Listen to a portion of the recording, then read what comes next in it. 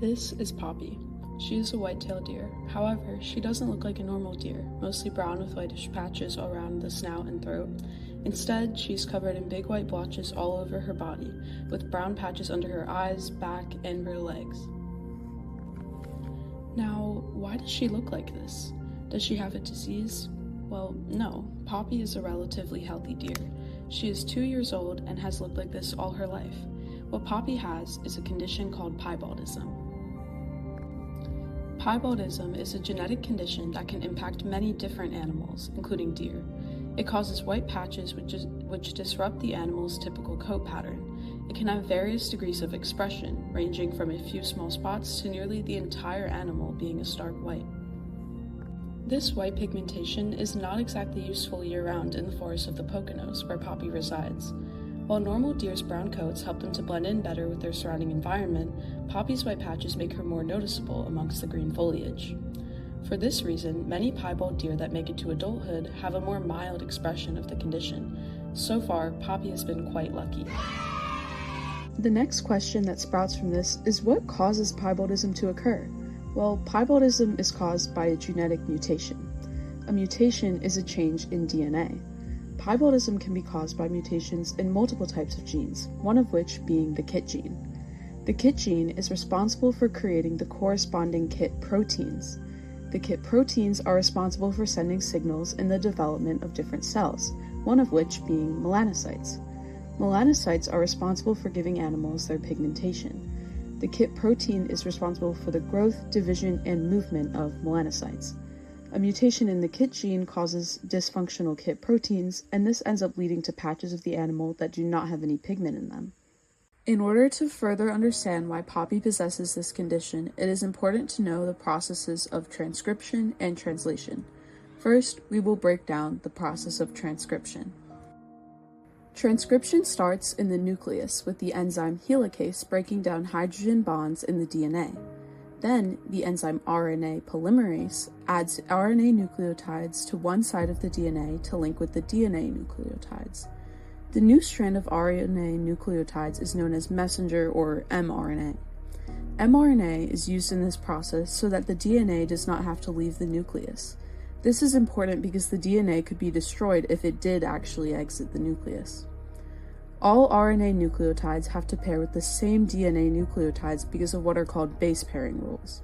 For example, the letter U for uracil on the RNA strand always pairs with the letter A for adenine on the DNA strand. After all of the needed RNA nucleotides are added, the mRNA leaves the DNA, and the two strands of DNA, known as the leading and lagging strands, go back to normal. The mRNA is about to be used in the next process, translation. The process of transcription occurs so that the DNA can be copied and eventually translated into proteins.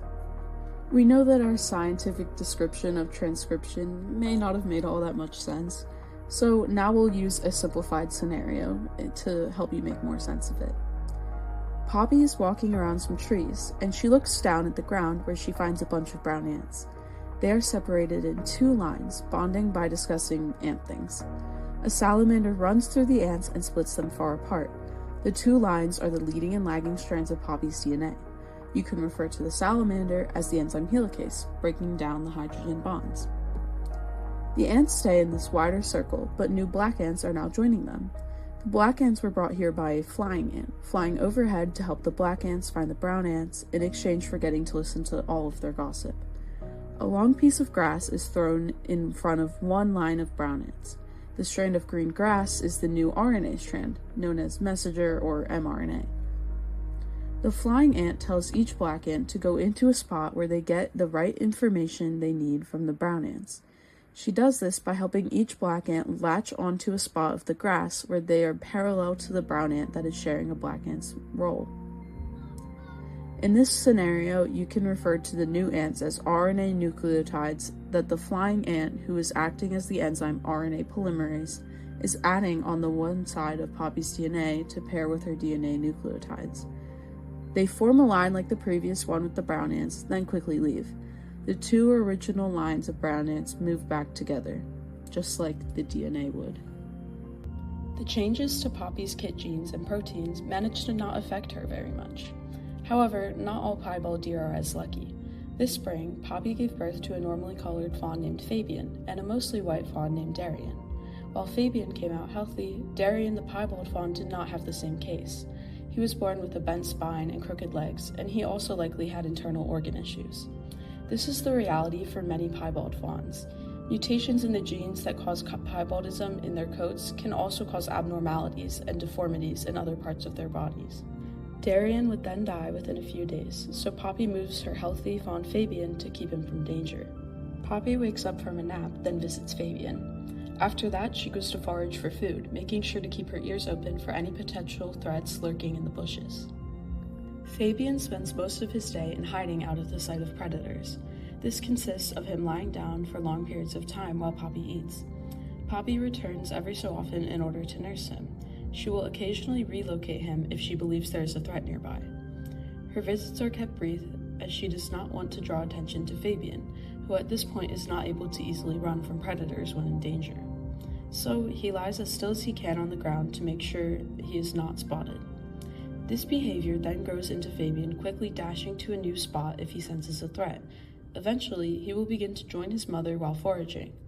The two communicate through a series of grunts and bleats, and in doing so form a close bond. While Poppi is out foraging one evening, she runs into her mother, Mabel. Next to Mabel is a 1-month-old little piebald fawn named Brissa. While she is able to walk relatively normally, she does still have some deformities, such as a bent spine and humped nose. Even though this may seem like a fun family reunion, Mabel does not see this as the case. She drops her ears down and glares at Poppi. Earlier in the year, she had chased Poppi off in order to have her territory for her fawn.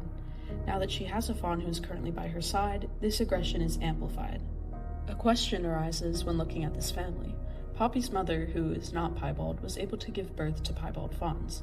On the other hand, Poppi, who is piebald, was able to give birth to a non-piebald fawn. So how is this able to happen?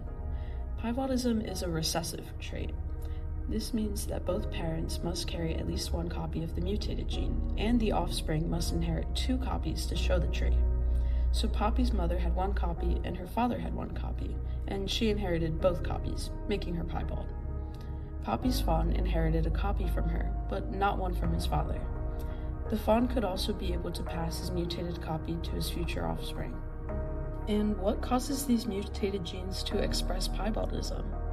Our next scientific process that we will talk about today is translation. In translation, the mRNA leaves the nucleus with the RNA nucleotides attached to it to bring its message over to the ribosome. The ribosome is where translation will take place. Within the ribosome is a different type of RNA known as ribosomal or rRNA.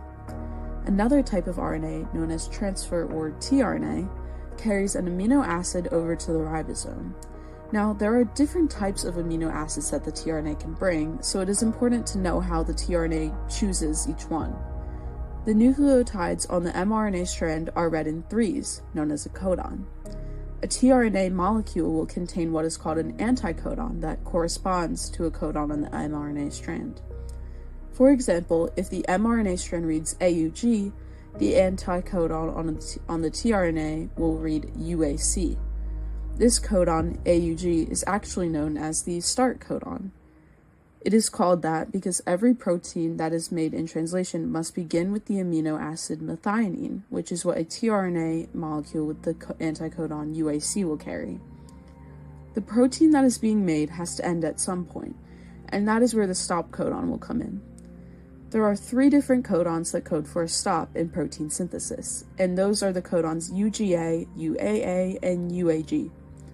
And for the amino acids in between, well, there are many of them. Like the stop codons, there are different codons that can code for the same amino acids. For example, the codons GCA and GCG both code for the amino acid alanine. You may be wondering, how do all of these amino acids become one protein? Well, a simple answer is that the rRNA links them together into one big protein, known as a polypeptide, through what are called peptide bonds. This final product of the polypeptide codes for one gene of the DNA, and that's the process of translation. The process of translation is a lot, so let's look back at the scenario with the black ants. They are now bringing the piece of grass to the other kinds of ants in the anthill. The anthill is the ribosome, and the piece of grass is the mRNA strand that the RNA nucleotides are attached to. They go to the queen ant where they tell her all of the gossip from the ants back by the tree. The queen ant then calls over the red fire ants, giving them directions. The queen ant is the rRNA found within the ribosome, and the fire ants are the tRNA. The fire ants disperse, but they later return, carrying unique flowers on their backs in groups of 3. All of the ants work together to get their flowers to form a beautiful bouquet. The process isn't so simple though, as they have to make sure their bouquet is ordered perfectly. The flowers are the amino acids that the tRNA molecules carry back to the ribosome. The groups of 3 fire ants represent the anticodon. Each fire ant trio's flower has a stem that varies from the other flowers. Each flower must be matched up with the right 3 black ants, so the fire ants and black ants join forces and the queen ant directs them. The trios of black ants represent the codons. The bouquet must start with a rose and end with one of 3 types of geraniums. The flowers in the middle of this process are also different. One trio carries a daisy, another carries a sunflower. In the case of the daisy, multiple trios can carry it. The rose represents the start codon, the geraniums represent the stop codons, and the daisies and sunflowers represent a few of the other kinds of amino acids. When all of the black ant trios are matched up with their corresponding fire ant trios, the ants can leave the bouquet as the queen ant thanks them for their hard work and strings all of the flowers together. The stringing of the flowers into the bouquet represents the peptide bonds that the rRNA is adding to make the polypeptide. Alright, enough with this nonsense. Now, the real question here is why does Poppi have piebald, and what mutation caused it? Well, there's actually a method to the nonsense. Poppi has a frameshift insertion nonsense mutation. This means that DNA nucleotides were added, causing a change in the reading of her DNA and a premature stop codon when the mRNA was translated. Let's give an example of this kind of mutation. Here, the mRNA was supposed to read AUG, GAC, UUG, CGC, AGU, but 2 bases were inserted between CGC and AGU, making it instead read AUG, GAC, UUG, CGC, UAA, GU.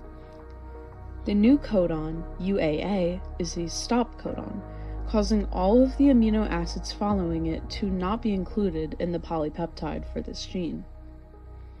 There are multiple causes for mutations. You can get one by inheriting it from your parents, being exposed to carcinogens, or a mistake being made in the process of protein synthesis. In Poppi's case, she inherited her mutation. Now back to the standoff. Poppi backs away, not looking for trouble. As she's retreating, she sees something in the bushes, a bobcat. Opportunistic, it saw the distracted mother of a weak fawn and decided it was a great time to have dinner. Mabel turns to the threat, running and calling out in an attempt to distract the predator. Brissa makes an attempt to flee, however she is unable to do this very well and stumbles. The bobcat ambushes the fawn, and back into the bushes it goes. Mabel flees from the scene. She has no time to dwell on this, she will have another fawn next spring. Poppi runs to Fabian to get him to move. Poppi and Fabian move through the forest as stars begin to appear overhead. Poppi finds some vegetation she believes is suitable, then she nudges him and signals for him to stay there. She then goes off elsewhere to sleep.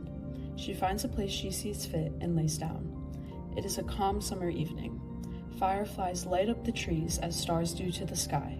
Soon, Poppi will have to wake up to tend to Fabian, but for now she lays her head down to sleep. Tune in next week where we will be focusing on the elusive bobcat.